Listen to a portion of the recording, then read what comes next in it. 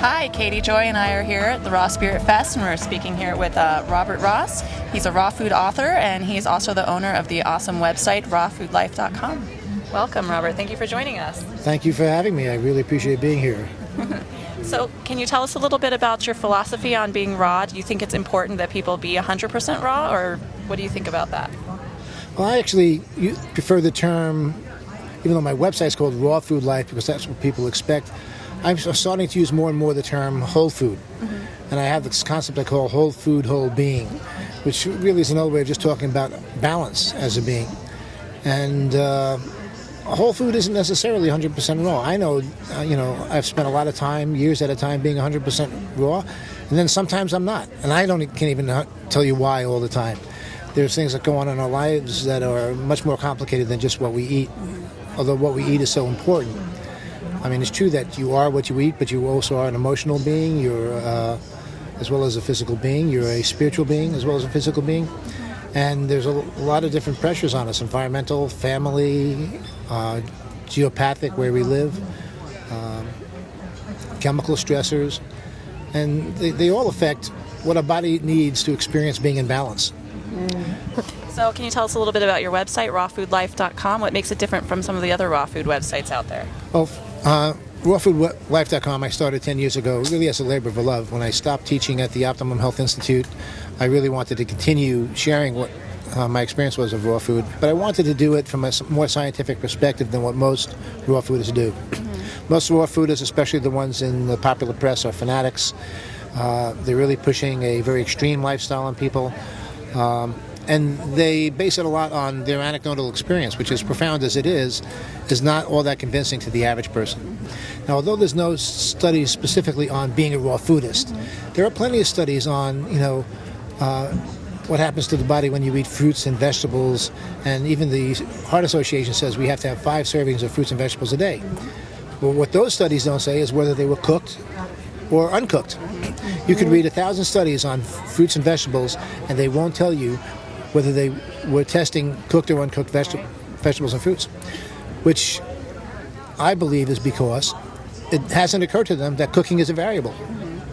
Now, in science, if you miss a major variable in a study, it's junk science. So all the science out there about fruits and vegetables is basically junk science because they don't test all the major variables. But there's enough information we can gather from those studies that I put them on my website to make specific points about why eating uncooked food is so much healthier, why it seems to have such a profound impact on the modern diseases, today, like cancer, arthritis, diabetes, you name it. Eating a raw diet or a mostly raw diet, or what I call a whole food-based diet, is a tremendously powerful impact on our lives. And the reasons for that are physiological. As much as we have like a spiritual experience in our hearts and we feel good about it, there's really a physiological basis to it. And so that's what I try to share with people on the website, because I believe that gives it a lot more credibility. And Robert, I know you're here as a speaker and a presenter, and I didn't have the pleasure of listening to you today. I was wondering if you would tell us a little bit about what brought you to the Raw Spirit Festival this year and what message you were hoping to give to the participants. Well, I've been doing the website for 10 years, but it wasn't commercial.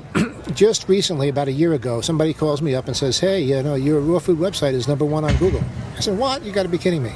I'm an online marketing guru, but I do it for other people. I used to do it for other people, and I design websites and all that stuff.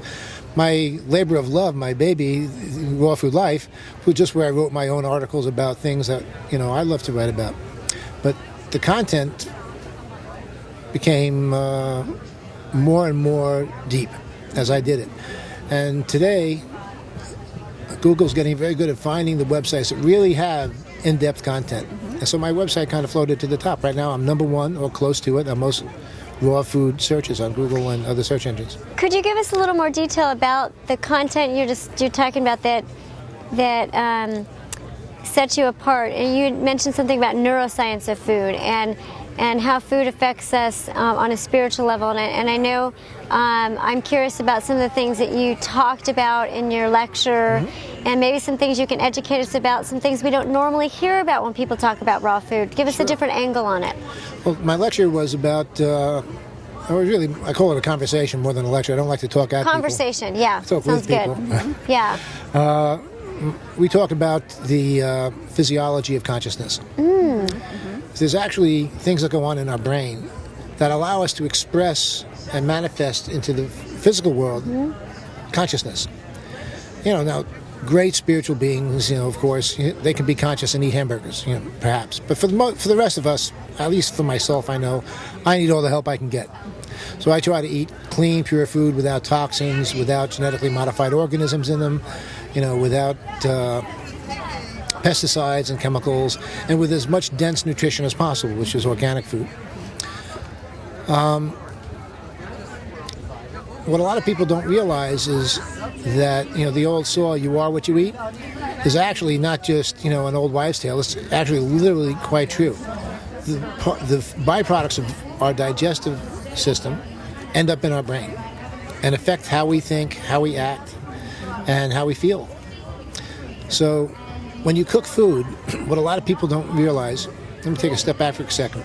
A lot of raw foodists think that the raw food is important because it's got living enzymes, and you want to have as much live enzymes as possible. Well, there's some truth to that, but it's not the most important story. And a lot of doctors will argue with you, well, your digestive system destroys most of the enzymes anyway, and you've probably heard that. Some doctors will say, well, your body manufactures enzymes, so you don't need enzymes in your food, and there's some truth to that. Again, but that's not the whole story. But, the more enzymes, the better, but it's not really the important thing. What a lot of people don't realize about cooking is that cooking not only destroys vitamins and nutrition in food, but when it does destroy the vitamins and the minerals and the proteins in the food, where did they go? They don't just evaporate into the ether. They break down chemically under heat, just like in a chemistry lab at high school, and they become something else. On my website, you could actually see the long chemical names I can't pronounce right now about what happens to this particular protein or this particular fat or this particular carbohydrate when you cook it at high temperatures. And you get these long chemical names that are the names for carcinogens, mutagens, free radicals, the things that cause cancer, the things that cause diabetes, the things that cause most of the diseases, or at least are scientifically known to be associated with most of the diseases that can't seem to be cured today. And it's not what we eat, but what we don't eat that transforms us. When we stop eating the garbage, putting the garbage in, that comes from the computer world, garbage in, garbage out, we can begin to express who we really are. We might be diamonds underneath a pile of mud, but when you first mine the diamonds, you have no way to recognize them. They just look like muddy rocks. And the mud for us is what we've been eating all these years. So if you go to my website, you'll find lots of articles on the byproducts of cooking and how that affects us. And I was wondering if you have a parting message or something that, that's going on with you personally right now in your evolution of food and spirituality that you would like to leave us with, like a nugget. You seem like a wise person who's researched a lot, and we would love to have just something from your heart that you could leave with us, some words of wisdom. Well, I don't know how wise I am, but here's what works for me.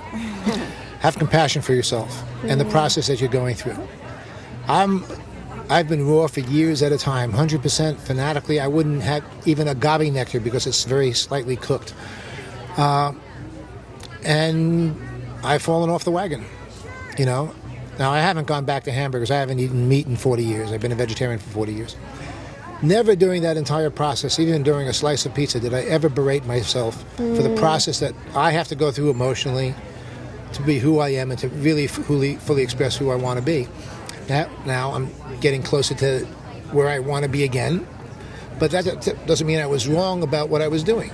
For whatever reason, emotionally, psychologically, spiritually, that I was going through that cycle, it was part of getting to where I am now, and I'm very happy with where I am now.